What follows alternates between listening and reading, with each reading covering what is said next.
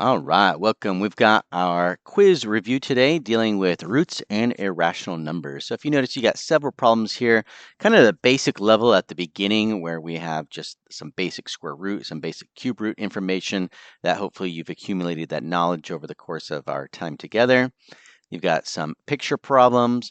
We're definitely going to focus on some of this factor tree. You got some questions just like that on your quiz. And then getting some questions that are a little bit more, check the box. If you were doing a computer test, you would just put in like an actual check mark or an X in there. Some multiple choice, again, ready for state testing. And then dependent upon time, we might even look at some of our review problems from previous lessons that will help you again on state testing and when you get into high school. Let's go ahead and begin. So if you remember, you've got this special little symbol in the front on problem number 1 where it says plus or minus, which really means you're getting two answers. And that's in connection for what you are going to be doing in high school when you're talking about some special quadratic equations. But again, you're not there yet, but you're trying to learn some of the basic information to prepare you. So for example, you would just go ahead and put a plus or minus sign there. And then you've got two ways to do this. A lot of students just say, I know the square root of 100 is 10, and the square root of 4 is 2. But unfortunately, too many 8th graders stop there because they forgot again that 10 divided by 2 is 5, which means you technically have two answers. One of it is a positive 5, and the other is a negative 5. Now, if you did not want to reduce at the end, like I did there, you could have reduced at the beginning, which means 100 divided by 4 is 25, and then the square root of 25 is 5. But either one is acceptable. Now, number 2, that's one of those roots that we just asked you to memorize. We know that 17 squared is 289, so we're going to say the square root of 289 is just 17. And the reason we can say that again is because of the little trick, meaning the square root and 17 squared. So the square root and the square can cancel each other out. So the 17 is the answer.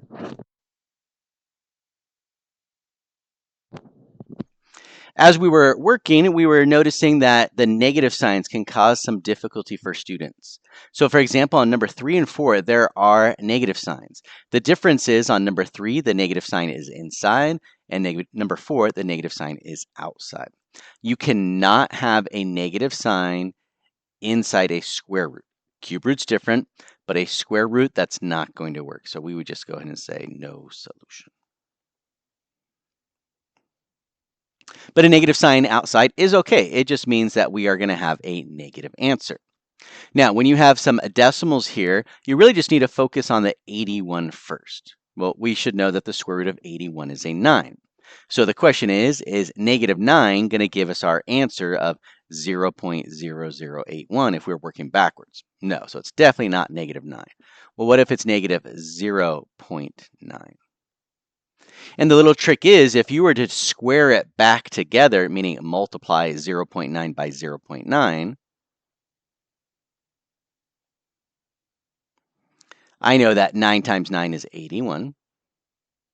And then from elementary school, I have 2 spots for my decimal point, which would be here, 0.81. And that's not what I have. I have 0.0081.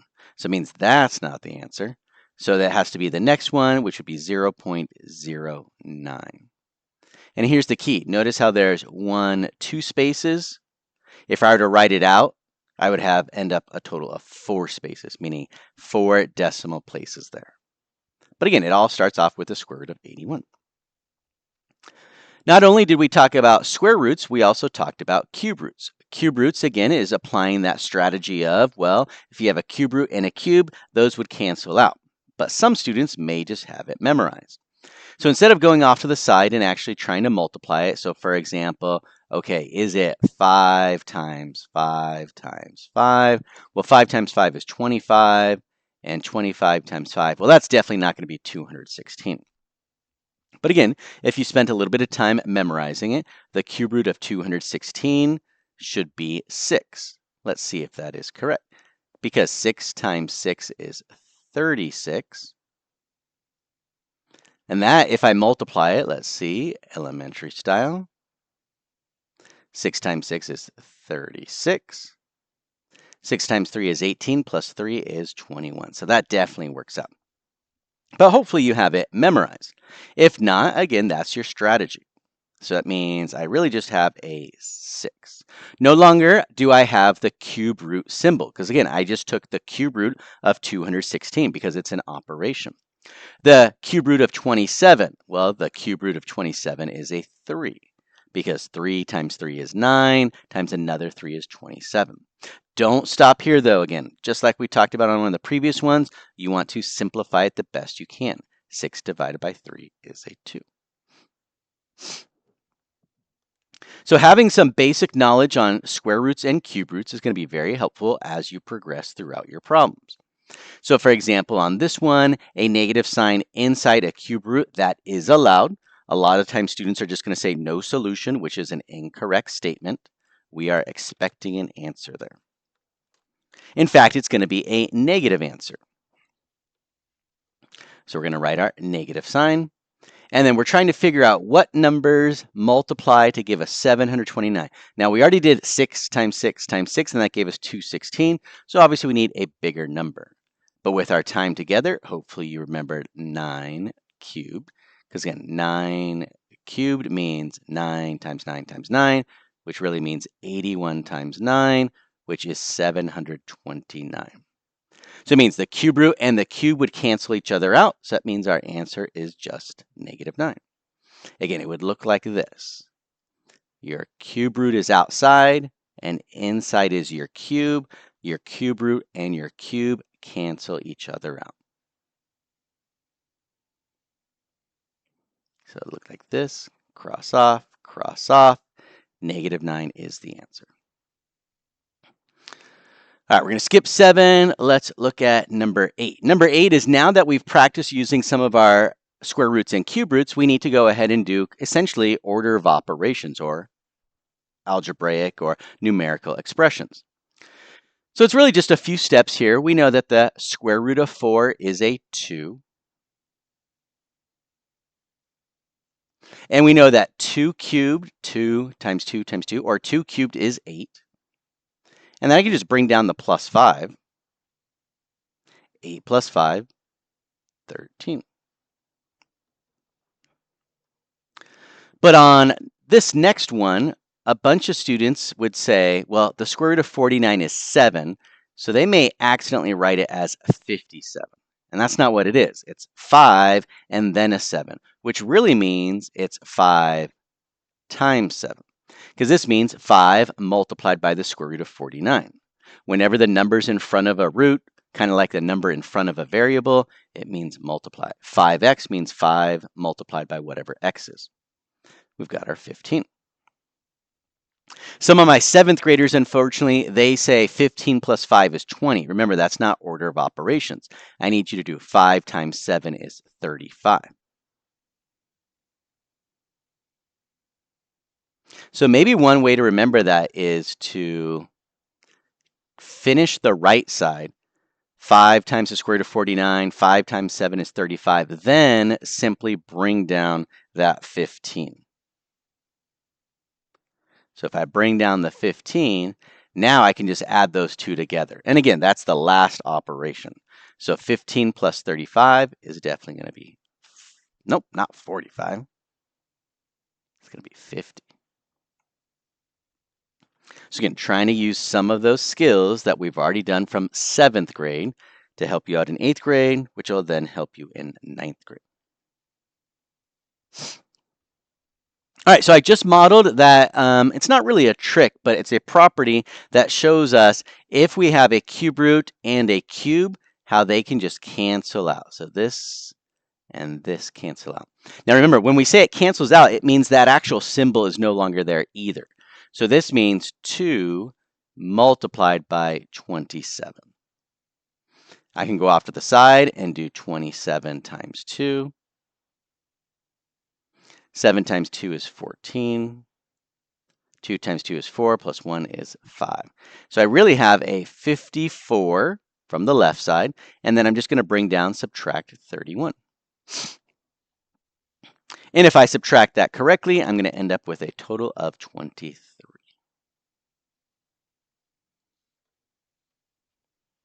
I would like you to take a moment and start looking and thinking about the two picture problems. One is an area problem, more 7th grade. One is a volume problem, a little bit more 8th grade, but still 7th graders did some of this volume. Again, looking at 11 and a 12.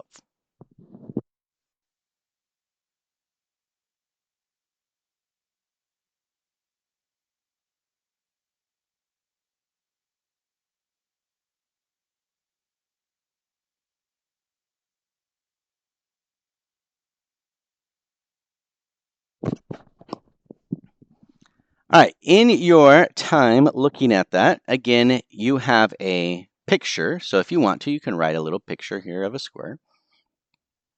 We know the area is 225, so you're trying to figure out what the side length is going to be. So some students, they may take a little bit more elementary approach and say, okay, well, what if it's a 10? Because again, we know squares have all the same sides. So we know 10 times 10 is 100. So the area would be 100. But our picture says 225. So that means obviously the sides cannot be 10. So you could try and guess and check that strategy. Or you can use the idea of your formula. We should know that the area of a square is equal to the sides squared, like I just modeled, 10 times 10. So if the area is 225, I'm going to say 225 is equal to side squared. Then what I can do again is take my special symbol, which is square root, and do that on both sides. And the reason we know we can do this is because a square root and a square cancel each other out. So that means symbol square disappears. So that means we have s is equal to. And then hopefully through our time together, you have learned that the square root of 225 is simply a 15. So 15, and then my unit is feet. Now, the reason I wanted to remind you about that specific formula is because we can use a similar strategy on number 12. Because we know that trying to actually redraw pictures and things like that can be a little bit challenging. So we're going to use that strategy and say that the volume of a cube is equal to side times side times side, which is side cubed. It tells us that the volume is 216, so I'm going to write it as 216 side cubed. And just like what we did on number 11, instead of taking a square root on both sides, I'm going to take a cube root on both sides.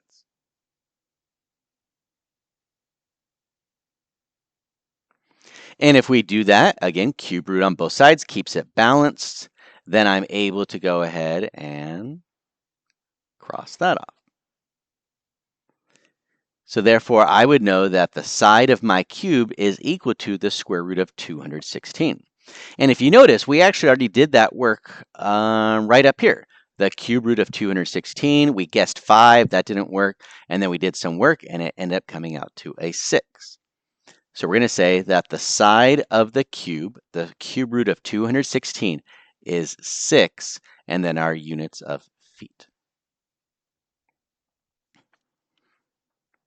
So trying to do more of the 8th grade style versus the 6th grade and 7th grade style. All right, in our learning, we then went ahead and transitioned to talking about using our factor tree. So these are the non-perfect square roots or non-perfect cube roots. So what we try to do again is our factor tree. The 7th graders again have done this. The 8th graders, meaning you, have also done it with me. So one way we can go ahead and break up our 96, since it's an even number, is with a 2. 2 is prime, so I'm going to circle 2. I need to find my other factor. Now, if you're unable to do it in your head, you would just say, okay, 96 divided by 2. You need to cut it in half. Well, if it was 100, 100 divided by 2 is 50. So it means it's pretty close to a 50. 2 times 4 is close to 9. It is an 8. If I subtract, I have 16. 2 times 8 is 16. So that means my other factor is a 48. Now, 48 is definitely not prime, so that means I'm not going to circle 48. I need to go ahead and break it up some more. Let's go ahead and break up my 48 to be, there's a few ways to do it. I'm going to go ahead and choose 6 times 8 is 48. I like that one. 6 times 8 is 48. Now, unfortunately, I cannot go ahead and say 6 or 8 is prime, so I need to go ahead and break it up. 6 is going to be 2 and 3. 8 is 2 and 4. And 4 again is 2 and 2. All right, what we need to look for now, again, is matches. So I'm going to go ahead and take my second color to go ahead and help you visualize some matches. Now, the matches, again, we're looking for the exact same number. So, for example, a 2 and a 2. I have another 2 and 2. That matches. So what I'm going to go ahead and recognize is I really have a 2 and a 2, and then I got some leftover stuff. Remember, the leftover stuff goes inside. So I'm going to go ahead and say, okay, leftover is a 3 and a 2. So that goes inside. The outside is the matches, but we're going to say that we're talking about kind of like a pair of cards, if you will. So I'm not going to say 2 and 2 for my first match. I'm just going to say a 2. On the outside, I also have my second match, which is also a 2. So if I put it back together, I'm going to say that the simplified radical form is 4 radical, and then 3 times 2 is 6. 4 radical 6.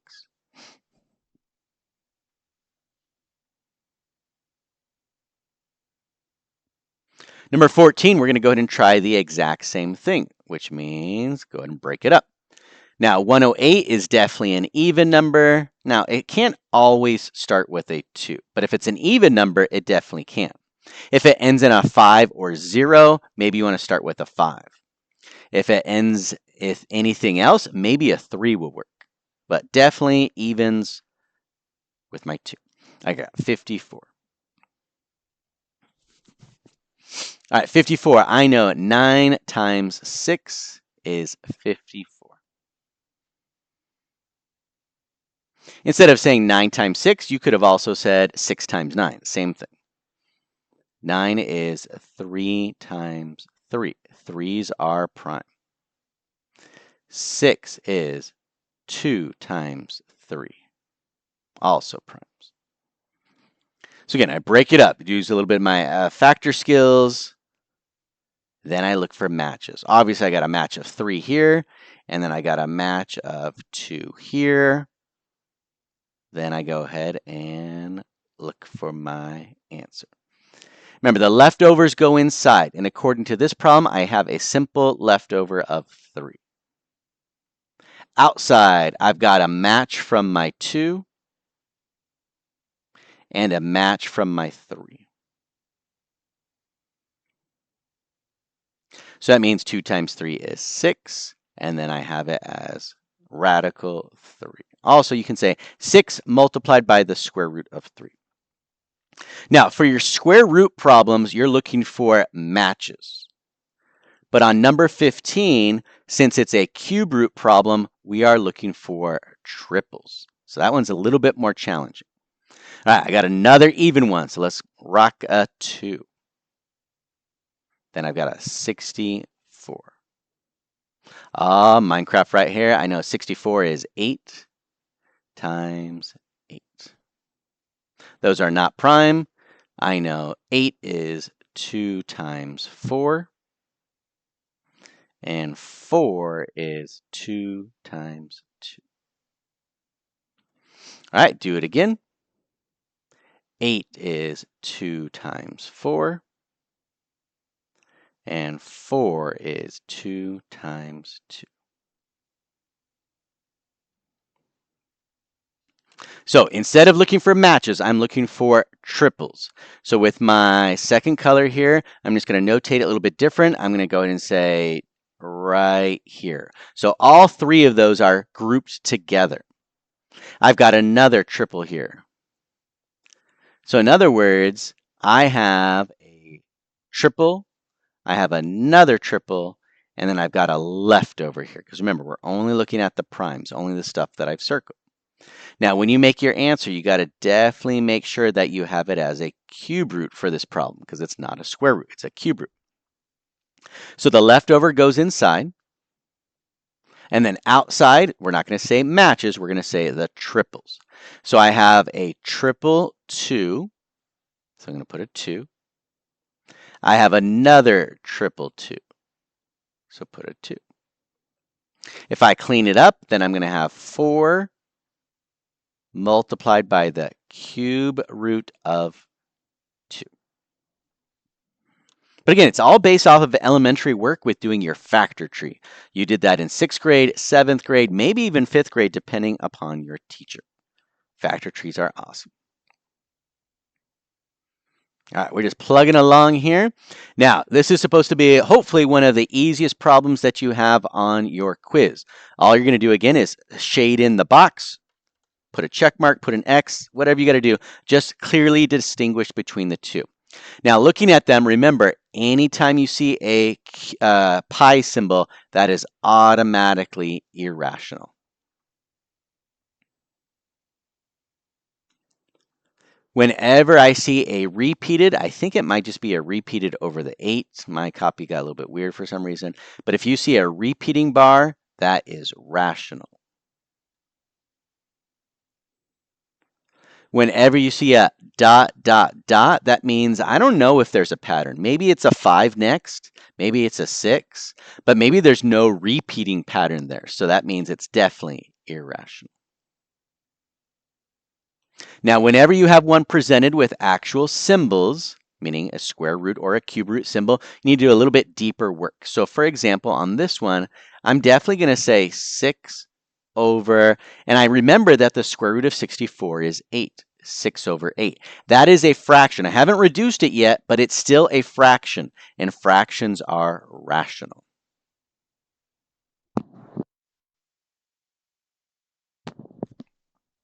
For the next one, we have the cube root of 120. Now, we know the square root of 120. I don't know the square root of 120. I know that the square root of 121 is equal to 11, but I do not know the square root of 120. That is going to be irrational.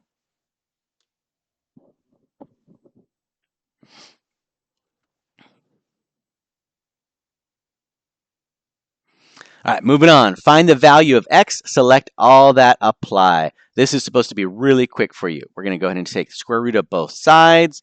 First automatic answer. X can be the square root of 80. Now, that's not the preferred answer, but that is one of our answers. We want to go ahead and break it up, kind of like what we did on number 14. Meaning it ends in a 0, so I'm going to say 10. I like that one. 10 times 8. 10 is 2 times 5, so I'm going to circle 2 and 5. 8 we know is 2 and 4. 4 we know is 2 and 2. So since we're dealing with square roots, I am looking for matches. I've got matches here, I've got matches there, which tells me again that the leftover goes inside, which means the 5 is the leftover piece. So that means it's probably either B or E. On the outside, I talk about my matches. I got a match of 2, so I write it. And then a match of 2, so I write it. I narrowed down my answer to B or E, and now I am confirming that it is B. Number 18 is just like that. Instead of square root, though, we're going to go ahead and say cube root both sides. First answer is here. Remember, you are allowed to have a cube root of a negative. So I'm thinking it's going to be either C or D. Let's go ahead and break it up. I'm not worried about the negative sign. I'm going to focus on, hey, it ends in 0 again. So let's say 10 and 25. 10 we know is 2 and 5. 25 is 5 and 5. Since this is a cube root, I'm looking not for matches, I'm looking for triples. If you notice, triple, triple there. So that means I'm going to go ahead and say that the leftover goes inside the cube root, which is a 2. The 2 is left over. And then outside is the triple, so I'm going to go ahead and put the 5 on the outside. Now, we already knew that it had to have a negative sign, so it's definitely going to be letter C.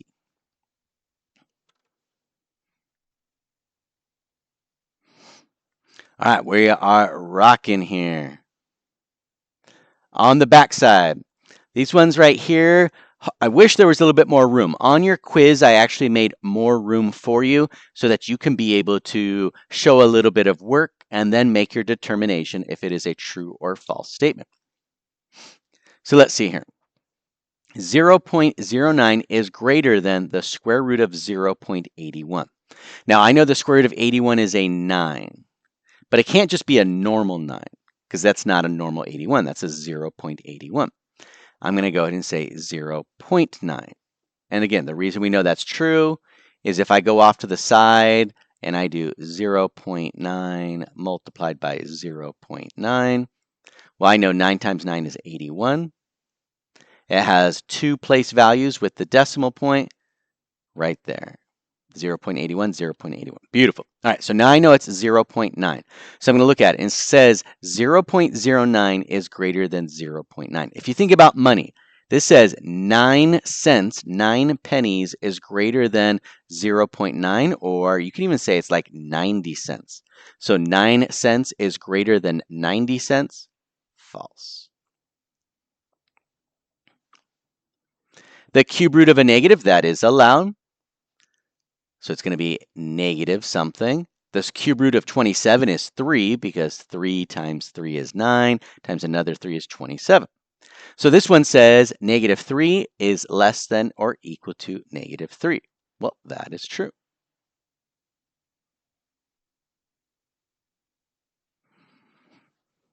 On this one right here, we actually need to simplify first. And again, this is why I wish there was more room there. So it's really the square root of 49. Because 98 divided by 2 is 49.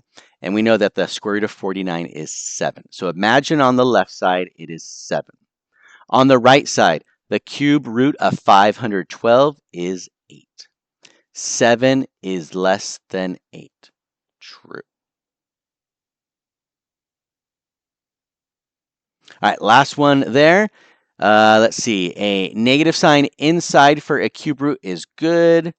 Negative outside for a square root, that is good. So I'm going to start on that one. Negative sign stays the same. The square root of 49 is 7. This one here, cube root of a negative, well, that is definitely negative. Now, 343, that's actually going to be a 7. Cube root of 343 is 7. Negative 7 is greater than or equal to negative 7. That is true. But what if it didn't have the equal sign? If it didn't have the equal sign, would it also still be true?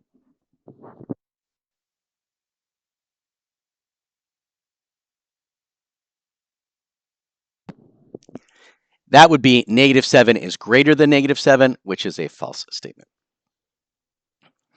All right, we've got a few additional problems here. X-intercept, Y-intercept. Guess and check to see if that works. X and Y-intercept there. Let's go ahead and focus. Oh, that one was pretty easy for you guys. Linear versus nonlinear. But let's go ahead and do number 22 real quick. Which relation is a function? Now, remember, the function is not linear versus nonlinear. The function has that concept of cheaters, not cheaters, a vending machine, but also your vertical line test. Once, twice, ooh, not a function. What about letter B? Negative 8 Vending machine or dating, not a function. -8's a cheater. Or the vending machine's broken, and when you press the button, it can give you one item, but it might give you a different item for your friend if they also want that. Maybe someone put the vending machine incorrectly. All right, for letter C, we got just our input output. So let's see, -1, 5, 0, 3. The key is I don't see any repeats on my input at all. Each input has exactly one output. That works. Now remember, function is not the same thing as linear versus nonlinear.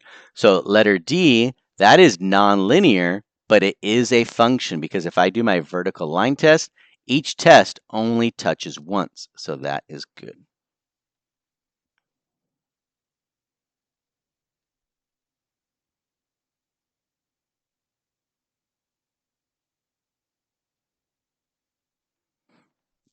All right, last one to help you out. Number 20, which would also help you with 23. So x-intercept, y-intercept. This is the way I taught you before. We're going to go ahead and say x-intercept first, y-intercept second.